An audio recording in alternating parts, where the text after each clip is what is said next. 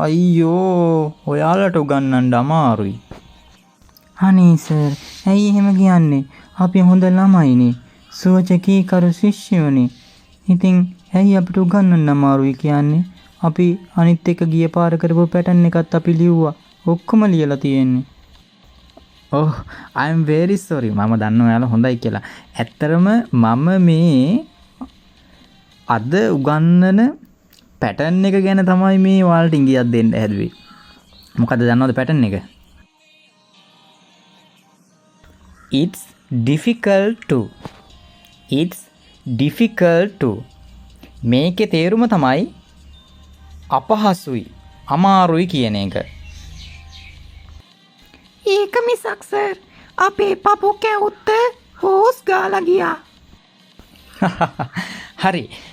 අපි අද කියලා දෙන පැටර්න් එක තමයි එතකොට it's difficult to කියන එක. RCSL Academy-යෙන් අපි ඔයාලට උගන්වන දෙවෙනි පැටර්න් එක. it's difficult to. එතකොට මේකේ තේරුම තමයි මම කිව්වේ අපහසුයි අමාරුයි කියන එක. මේ it's difficult to කියන එකට පස්සෙත් අනිවාර්යයෙන්ම යොදන්න ඕන දෙයක් තියෙනවා. ඒ තමයි මොකක්ද? අර එදා ඩේමියන් කිව්වේ මොකද්ද? කන්න දෙයක්ද කියලා කිව්වේ මොකද්ද? සර් verb එක නේද? ඒ කියන්නේ ක්‍රියාපදේනේ.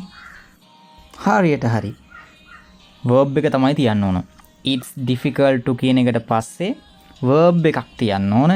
ඒ verb එක මූලික ස්වරූපයෙන් තියෙන verb එකක් බවට පත් වෙන්න ඕන. එතකොට එදා මම කිව්වා මේ මූලික ස්වරූපය කියලා කියන්නේ මොකක්ද කියන එක. හරි. අපි දැන් බලමු උදාහරණත් එක්ක මේ ගැන. දැන් මම ඉස්සරලා කිව්වා නේද? ඔයාලට උගන්වන්න අමාරුයි කියලා. අපි බලමු මේක කොහොමද හරවන්නේ කියලා මේ පැටර්න් එක භාවිතා කරලා. උගන්වනවට අපි කියනවා teach කියලා. teach. එතකොට දැන් කියමු බලන්න එහෙනම් මාලා කොහොමද අර පැටර්න් එක භාවිතා කරලා උගන්වන්න අමාරුයි කියලා හදාගන්නේ? It's difficult to teach. Well done මාලා. It's difficult to teach. එතකොට ඔයාට කියන එක අපි ගන්නෙ you කියලා. එහෙමනම් කොහොමද මේක හැදෙන්නේ? It's difficult to teach you. ඔයාලට උගන්වන්න අමාරුයි. ජෙෆ්රි තේරුම් ගන්න අමාරුයි ඔයාව. අපේ අම්මත් කිව්වා සර්. මොකද්ද කිව්වේ? මාව තේරුම් ගන්න අමාරුයි කියලා. අයියෝ දරුවෝ මං කිව්වේ ඔයාව තේරුම් ගන්න අමාරුයි කියලා මේ පැටර්න් එක දාලා ඉංග්‍රීසියෙන් වාක්‍ය හදන්න කියලා. සර් තේරුම් ගන්නවට ඉංග්‍රීසියෙන් කියන්නේ මොකද්ද? තේරුම් ගන්නවට ඉංග්‍රීසියෙන් කියන්නේ understand කියලා. එතකොට ඔයාව කියන එක ගන්න කොහොමද කියලා ඔයා දන්නවනේ නේද? හරි දැන් කියමුකෝ එහෙනම් ඒක. It's difficult to understand you. Well done Jeffrey. It's difficult to understand you. ඔයාව තේරුම් ගන්න අමාරුයි. Messi, think positively. Think positively. මොකද්ද සර් කිව්වේ? මෙසි බය වුණාද? මෙසි මං කිව්වේ think positively. ඒ කියන්නේ සුබවාදීව හිතන්න කියලා. දැන් එහෙමනම් ඔයා මට උත්තර දෙන්න ඕන මෙසි සුබවාදීව හිතන්න අමාරුයි කියලා අර පැටර්න් එක දාලා. හරි sir. It's difficult to think positively. Well done Messi. It's difficult to think positively. It's difficult to think positively. සුබවාදීව හිතන්න අමාරුයි. හරි. එහෙනම් දැන් ඩේමියන් කියමු බලන්න උදාහරණයක්. සිංහලෙන් කියන්නකෝ. ඇයව තෘප්තිමත් කිරීමට අමාරුයි.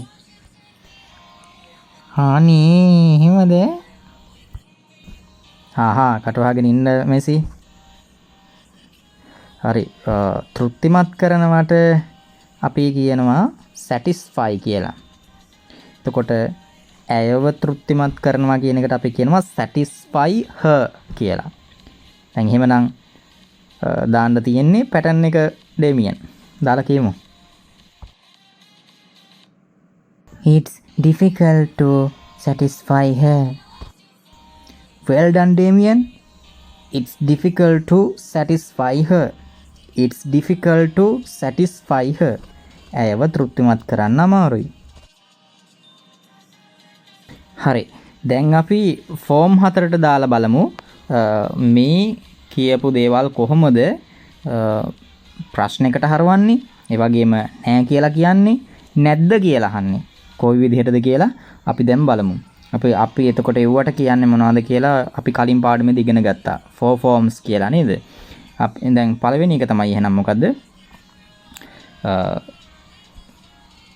affirmative form එක. affirmative form එක තමයි අර අපි මුලින්ම කියන එක. ඒ කියන්නේ දැන් මම අහුවනේ ඔයාලගෙන් ඔයාලට උගන්වන්න අමාරුයි කියලා කියන්නේ කොහොමද කියලා. එතකොට ඔයාලා උත්තර දුන්නා it's difficult to teach you. ඔයාලට උගන්වන්න අමාරුයි. එතකොට මේ තමයි affirmative form එක. හරිද? මේක දැන් question form එකට හරවන්නේ කොහොමද? it is difficult to කියන එක අපි හරවනවා is it difficult to. එහෙමනම් is it difficult to teach you. ඔයාලට උගන්වන්න අමාරුද? ඊළඟට negative form එකෙන් නැත යන අර්ථයෙන් ඔයාලට උගන්වන්න අමාරු නෑ. කොහොමද කියන්නේ? It's not difficult to teach you. It's not difficult to teach you. not කියන එක තමයි ඇවිල්ලා තියෙන්නේ. නේද? is කියන එකටයි ඒ වගේම difficult කියන එකටයි අතරමැදට ඇවිල්ලා තියෙනවා not කියන එක. ඊළඟට negative equation form එක නැත යන අර්ථයෙන් ප්‍රශ්න කරනවා. නෑ නේද කියලා අහනවා. ඔයාලට උගන්වන්න අමාරු නෑ නේද? මේක ක්‍රම දෙකකින් කරන්න පුළුවන්. එකක් is it not difficult to teach you කියලා කියන්න පුළුවන්. ඒ වගේම අනිත් ලේසිම ක්‍රමය තමයි isn't it difficult to teach you. මේ දෙකේම තේරුම මොකද්ද? ඔයාලට උගන්වන්න අමාරු නෑ නේද? ඉතින් අද මේ පැටර්න් එක අපි මෙතනින් නිමා කරනවා. ඩේමියන් අර අවසානයේ කියන එක කියමුද? හොඳයි සර්. හරි. අද අපි දෙවෙනි පැටර්න් එකත් ඉගෙන ගත්තා. ඉතින් ඉස්සරහටත් මේ වගේ පැටර්න් ඔයාලට ඉගෙන ගන්න ඕන නම් අනිවාර්යයෙන්ම ඔයාලා අපිව subscribe කරන්න. ඒ කියන්නේ අපේ සර්ගේ පන්තිය subscribe කරන්න. අපිත් එක්ක එකතු වෙන්න. එතකොට ඔයාලට පුළුවන් ඉංග්‍රීසි කතා කරන්න මේ වගේ පැටර්න් ඉගෙන ගන්න. ඒ වගේම like එකකුත් අනිවාර්යෙන් දාන්න, comment එකකුත් දාන්න, ඔයාලගේ අදහස් ප්‍රකාශ කරන්න. ඒ වගේම මේක අනිත් අයට දකින්නත් share කරන්න. මොකද ඔයාගේ යාළුවොත් ඇති මේ විදිහට ඉංග්‍රීසි කතා කරන්න ලේසි ක්‍රම හොයන. ඒ හින්දා ඒ දේත් කරන්න. ඉතින් අපි එහෙනම් ඊළඟ පාඩමේදී හමු වෙමු.